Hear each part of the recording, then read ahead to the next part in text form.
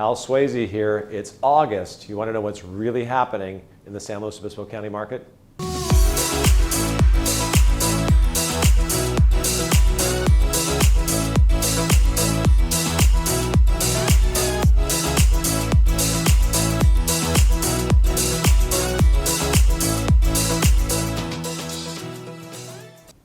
Well, hello and welcome to our August 2022 market update for San Luis Obispo County. So today, as we like to do, we're going to cover three topics. Number one, of course, will be our market statistics. Secondly, we're going to touch a little bit on what's happening at interest rates. And third, I kind of want to talk about something because it's talked about a lot these days. Let's take a look at what's happening with people's fear versus the actual facts. So as we look at the market statistics, in terms of inventory, a similar trend that we've seen for a while here. Our inventory is up year over year, a little over 30%, okay? So last year, again, let's remember, record low inventory. Month over month, we're up about 7% from a month ago.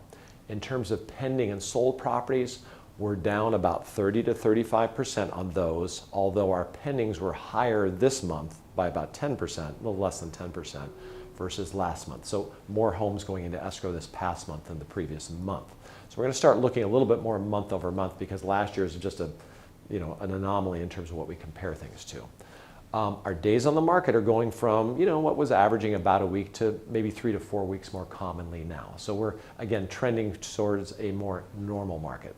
Lastly, our pending sales. We still are having more homes go into escrow, about 205, 210.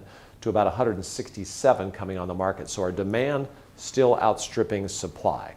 So that is something that leads to us to believe that it's a fairly stable market. So let's take a look at this.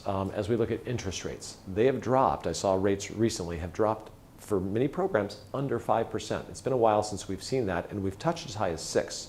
So that's a pretty significant drop. And having rates in 4%, again, that is like incredibly attractive. So that little drop was kind of a surprise. Who knows what will happen next with rates? Okay, let's talk about fear versus facts.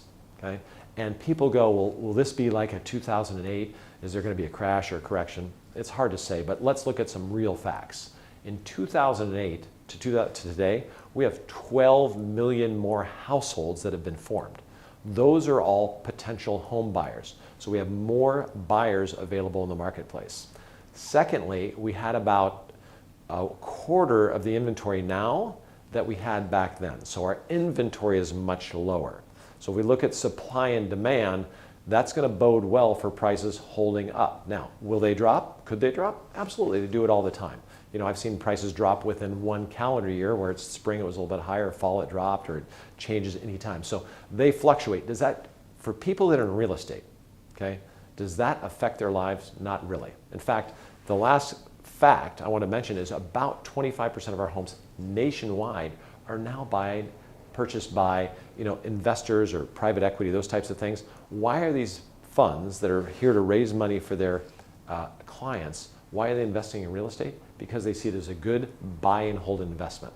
So real estate for the long term has always been great. In fact, over the last 44 years, if you look at price drops, only about 10% of the time did prices actually go down. So if you were going to flip a coin heads or tails, 90% of the time you knew it was going to be heads, you'd probably pick heads every time. So the safe money, the smart money seems to be staying in real estate. Highly unlikely supply demand that we're going to see any big change in prices. Could they drop? Sure, but it's not going to be what some people think might happen. So if you have questions how this will affect you, give us a call. We're here to be your resource. Thank you so much. Have a great day.